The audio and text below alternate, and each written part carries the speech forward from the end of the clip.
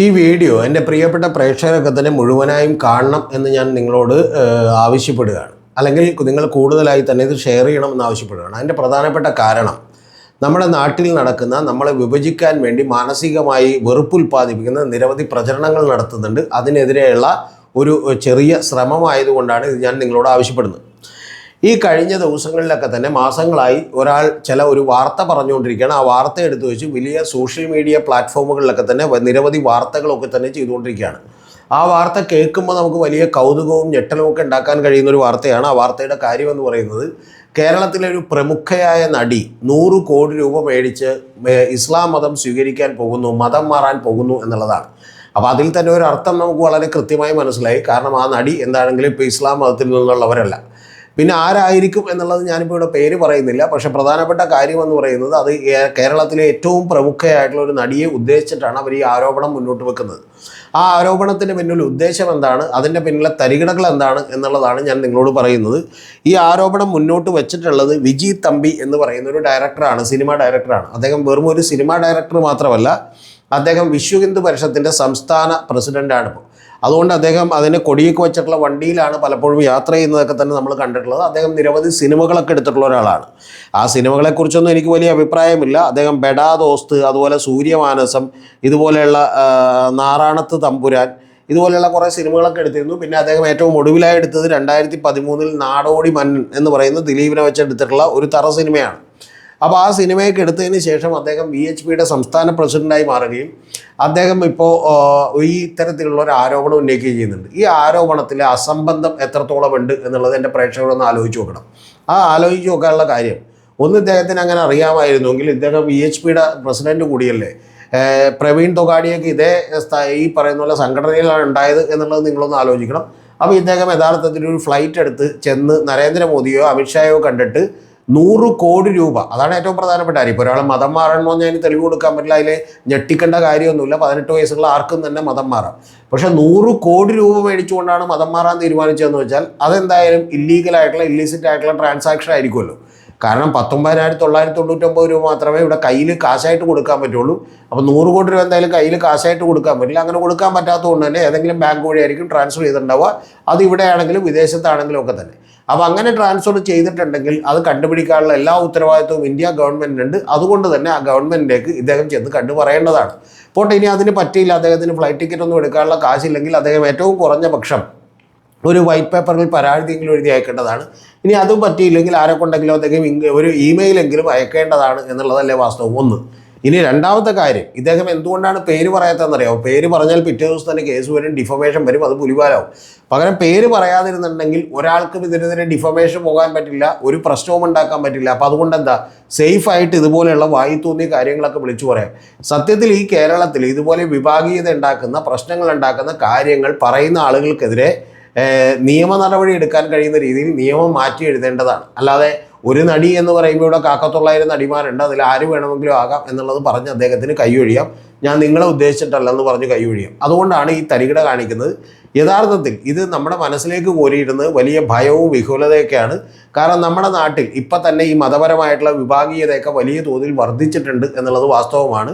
അതിൻ്റെ ഭാഗമായി തന്നെയാണ് ഈ ലവ് ജിഹാദ് എന്ന് പറയുന്ന പരിപാടിയും ഒക്കെ പറഞ്ഞുകൊണ്ടിരിക്കുന്നത്. അപ്പോൾ അതുകൊണ്ട് തന്നെ ഒരു ഭയം വളർത്തിയെടുക്കാൻ കഴിഞ്ഞിട്ടുണ്ട്. ആ ഭയത്തിൻ്റെ ഒപ്പമാണ് ഒരു വലിയ നടിയെ കൂടി ഇങ്ങനെ ഒരു ചാക്കിട്ട് പിടിക്കാൻ ശ്രമിക്കുന്നു, അതിൽ വീണ് പോകും എന്ന് പറയുന്നൊരു വലിയ രീതിയിലുള്ള ഒരു മൗത്ത് ടു മൗത്ത് പബ്ലിസിറ്റി ഒക്കെ തന്നെ കൊടുത്തുകൊണ്ടിരിക്കുന്നത്. അപ്പോൾ ആ നടി ആണെങ്കിൽ മലയാളികൾക്ക് വലിയ ഇഷ്ടപ്പെട്ട നടി കൂടിയാണ്. അപ്പോൾ അത് സ്വാഭാവികമായിട്ടും അവരെക്കുറിച്ച് ഇത് പറയുമ്പോൾ ആളുകളിൽ ഒരു ആശങ്ക ഉണ്ടാകുന്നതൊക്കെ സ്വാഭാവികമായിട്ടുള്ളൊരു കാര്യമാണ്. കാരണം അങ്ങനെ ഒരു അടിസ്ഥാനപരമായ ഒരു പ്രതലം ഇവരിവിടെ നിർമ്മിച്ചിട്ടുണ്ട് എന്നുള്ളത് നമ്മളാരും മറന്നു പോകരുത്.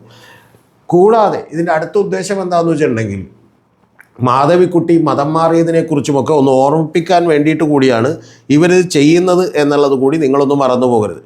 ഇത് പറയുമ്പോൾ നമുക്കെല്ലാം അറിയുന്നത് പോലെ മാധവിക്കുട്ടി മതം മാറാനുള്ള പ്രധാനപ്പെട്ട കാരണം അബ്ദുൾ സമദ് സമദാനി എന്ന് പറയുന്ന പൊന്നാനിയിൽ നിന്ന് തവണ മത്സരിച്ച് MP ആയിട്ടുള്ള മുസ്ലിം ലീഗിൻ്റെ ഒരു വലിയ നേതാവ് കൂടിയാണ്.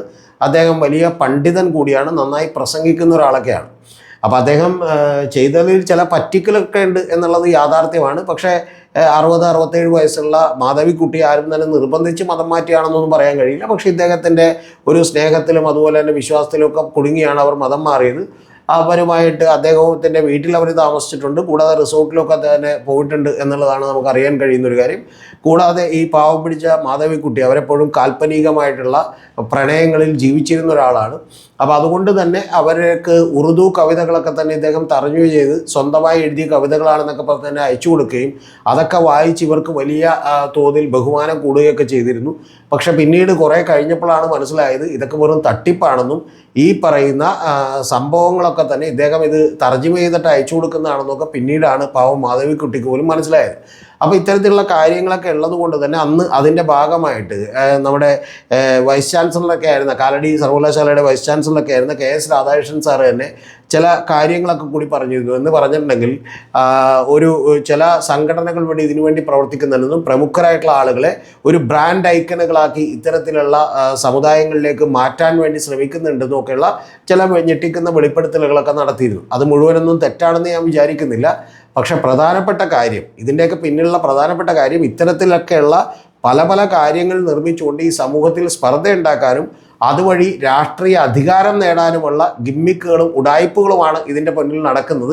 അല്ലാതെ ഇതൊന്നും പൂർണ്ണമായിട്ടും ഒഴിവാക്കപ്പെടണമെന്നോ ഈ പ്രശ്നങ്ങളൊന്നും ഇല്ലാതാക്കപ്പെടണമെന്നോ ഉള്ള ആഗ്രഹങ്ങളല്ല ഇവരെല്ലാം നയിക്കുന്നത്. അതുകൊണ്ട് എൻ്റെ പ്രിയപ്പെട്ട പ്രേക്ഷകർ ഇത്തരത്തിലുള്ള വാർത്തകൾ കേട്ടാൽ അതിനെ അവഗണിക്കാൻ പഠിക്കുകയും നിങ്ങളിത് ബൈ ചെയ്യാതിരിക്കുകയും ഈ പരിപ്പ് കൂടെ വേവില്ല എന്ന് പ്രകടിപ്പിക്കുകയും ചെയ്താൽ മാത്രമേ ഈ പരിപാടിയൊക്കെ നിന്നു പോകുള്ളൂ. അല്ലെങ്കിൽ ഇതുപോലെയുള്ള നിരവധി വാർത്തകൾ വീണ്ടും വന്നുകൊണ്ടിരിക്കും. അപ്പോഴൊക്കെ എൻ്റെ പ്രിയപ്പെട്ട പ്രേക്ഷകരൊന്ന് ആലോചിക്കണം, അങ്ങനെ ഉണ്ടെങ്കിൽ ഇവർക്ക് പേര് പറയാൻ പറ്റാത്തത് എന്താണ്? എന്തുകൊണ്ടാണ് ഇവർ നിയമപരമായിട്ടുള്ള ഒരു പരാതി പോലും കൊടുക്കാത്തത്? അവരവരുടെ ഗവൺമെൻറ്റുകൾ അല്ലെങ്കിൽ അവർ പിന്തുണക്കുന്ന ഗവൺമെൻറ്റുകൾ തന്നെ ഭരിച്ചിട്ടും എന്നുള്ളത് ആലോചിക്കുമ്പോഴാണ് ഇതിൻ്റെ പിന്നിലുള്ള തന്ത്രം വളരെ കൃത്യമായിട്ട് മനസ്സിലാവുക. അതിൻ്റെ എതിർഭാഗത്തും നേരത്തെ പറഞ്ഞ പോലെ ഇങ്ങനെ ആളെ പിടിക്കാനും ഒക്കെയുള്ള അല്ലെങ്കിൽ ആളെ കിട്ടാനും ഒക്കെയുള്ള പല പരിശ്രമങ്ങൾ നടത്തുന്ന വളരെ ചെറിയ ഗ്രൂപ്പുകളൊക്കെ തന്നെ എല്ലാ മതത്തിലുമുണ്ട് എന്നുള്ളതും കൂടി നമ്മൾ യാഥാർത്ഥ്യബോധത്തോടുകൂടി കാണണം. അതല്ലാതെ അതൊന്നും മഹാഭൂരിപക്ഷം വരുന്ന ഒരാളുകളുടെ നിലപാടുകളല്ല ഒരു മതത്തിലും എന്നുള്ളത് കൂടി ഞാൻ പറഞ്ഞു വെക്കട്ടെ. ഇതിൻ്റെ ഭാഗമായി നമ്മളിവിടെ ലവ് ജിഹാദ് ഉണ്ടായിരുന്നു, കേരള സ്റ്റോറി ഉണ്ടായിരുന്നു. ഇപ്പോൾ ഒരു പുതിയ സ്റ്റോറി കൂടി വരുന്നതെല്ലാം തന്നെ ഈ വിഭാഗീയത പൂർണ്ണമായിട്ടും അങ്ങോട്ട് ആക്കുകയും അങ്ങനെ ഒരു വിഭാഗത്തിൻ്റെ വോട്ട് തങ്ങൾക്ക് മാത്രമായി കിട്ടുകയും അങ്ങനെ ഒരു വിഭാഗത്തെ ഒരുമിച്ച് നിർത്തിക്കൊണ്ട് അവരുടെ അടിസ്ഥാന പ്രശ്നങ്ങളൊക്കെ കാണാതെ അവരൊക്കെ ചിന്തിക്കാൻ പോലും അവർക്ക് സമയം കൊടുക്കാതെ മതവും ജാതിയും മാത്രം ചിന്തിച്ചുകൊണ്ട് വോട്ട് ചെയ്യുന്ന ലെവലിലേക്കുമൊക്കെ എത്തിക്കാനും അതുവഴി രാഷ്ട്രീയ അധികാരം നേടാനും വേണ്ടിയിട്ടുള്ള കുതന്ത്രവും വിഷവുമാണ് ഈ കുത്തിവെക്കുന്നത് എന്നുള്ളത് നിങ്ങൾ മനസ്സിലാക്കണം. നമ്മുടെ ഈ ചാനൽ കൂടാതെ മറ്റൊരു ചാനൽ കൂടി നമ്മൾ സ്റ്റാർട്ട് ചെയ്തിട്ടുണ്ട് എന്നുള്ളത് നിങ്ങൾക്കറിയാം. അതിൻ്റെ പേര് BCC വിത്ത് രതീഷ് ചക്രപാണി എന്നാണ്. ടോപ്പിക് കഴിഞ്ഞു, ഇത് താല്പര്യമുള്ളവർ കേട്ടാൽ മതി. അപ്പോൾ അതിൻ്റെ പേരെന്ന് പറയുന്നത് പൊതുബോധത്തിനുമപ്പുറം രതീഷ് ചക്രപാണിയോടൊപ്പം എന്നുള്ളതാണ്. അതിലൊരു പോഡ്കാസ്റ്റേ നമ്മൾ പെട്ടിട്ടുള്ളൂ. അടുത്ത പോഡ്കാസ്റ്റ് എടുക്കണം. അപ്പോൾ അതിന് ചില പ്രാക്ടിക്കൽ ബുദ്ധിമുട്ടുകളുള്ളതുകൊണ്ടാണ് അത് എടുക്കാതിരുന്നത്. അപ്പോൾ അതിലേക്ക് ഇപ്പോൾ ഞെട്ടിക്കുന്ന ഒരു വലിയ പോഡ്കാസ്റ്റ് കൂടി വരുന്നുണ്ട് എന്ന് പറയുന്ന സന്തോഷ വാർത്ത എൻ്റെ പ്രിയപ്പെട്ടവരെ അറിയിക്കട്ടെ. ഈ ചാനലുകളൊക്കെ നടത്തിക്കൊണ്ടുപോകാൻ വലിയ സാമ്പത്തികം ആവശ്യമുണ്ട്, ബുദ്ധിമുട്ടുണ്ട് എന്നുള്ളത്, അല്ലെങ്കിൽ അത്തരത്തിലുള്ള വലിയ ഈ പറയുന്ന പോലെ എക്സ്പെൻസുകളുണ്ട് എന്നുള്ളത് നിങ്ങളോട് പറയുന്നു. അപ്പോൾ അതുകൊണ്ട് തന്നെ നിങ്ങളുടെയൊക്കെ സപ്പോർട്ട് വളരെ ഇമ്പോർട്ടൻ്റ് ആണ്. സപ്പോർട്ട് ചെയ്യാൻ കഴിയുന്നവർ സപ്പോർട്ട് ചെയ്താൽ മതി. രണ്ട് തരത്തിൽ നിങ്ങൾക്ക് നമ്മളെ സപ്പോർട്ട് ചെയ്യാം. ഒന്ന്, നമ്മുടെ ചാനലിൽ മെമ്പർഷിപ്പ് എടുത്തുകൊണ്ട് നമ്മളെ സപ്പോർട്ട് ചെയ്യാം. അതല്ലെങ്കിൽ നമ്മളുടെ ഗൂഗിൾ പേ നമ്പറും അക്കൗണ്ട് നമ്പറും കൂടി ഇതിൻ്റെ താഴെ കൊടുത്തിട്ടുണ്ട് എന്നുള്ളത് കൂടി പറയട്ടെ. ഇത് വ്യക്തിപരമായ ഒരു നേട്ടങ്ങൾക്കും വേണ്ടിയല്ല പ്രിയപ്പെട്ടവരെ, ഇത് നടത്തുന്നത് ഒരൊറ്റ കാര്യത്തിന് വേണ്ടി മാത്രമാണ്.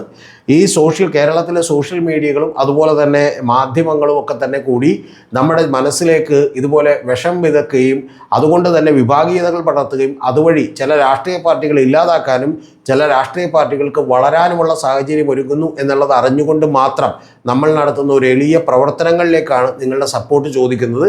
അത് നിങ്ങൾക്ക് ചെയ്യാൻ കഴിയുന്നവർ മാത്രം ചെയ്താൽ മതി. ചെയ്യാൻ കഴിയാത്തവർ അതോർത്ത് സങ്കടപ്പെടേണ്ട. നിങ്ങളുടെ അഭിപ്രായങ്ങളും അതുപോലെ തന്നെ നിങ്ങളുടെ നല്ല വാക്കുകളും ഒക്കെ കേൾക്കാൻ നമ്മൾ ആഗ്രഹിക്കുന്നു. കൂടാതെ നിങ്ങളുടെ വളരെ ക്രിയാത്മകമായിട്ടുള്ള വിമർശനങ്ങളും ഒക്കെ തന്നെ എഴുതിയിടണമെന്നും നമ്മുടെ ചാനലുകൾ കൂടുതലായി കാണണമെന്നും ഈ വീഡിയോ കഴിയുന്നത്ര ആളുകളിലേക്ക് എത്തിക്കണമെന്നും കൂടിയാണ് എനിക്ക് എൻ്റെ പ്രിയപ്പെട്ട പ്രേക്ഷകരോട് പറയാനുള്ളത്. അതുകൊണ്ട് ഇത്തരത്തിൽ വരുന്ന ഓരോ വാർത്തകളെയും നമ്മൾ ശ്രദ്ധയോടും സൂക്ഷ്മതയോടും കൂടി വേണം നമ്മളുടെ മനസ്സുകളിലേക്ക് എടുക്കാൻ എന്നുള്ളത് കൂടി നിങ്ങൾ ഓർമ്മപ്പെടുത്തട്ടെ.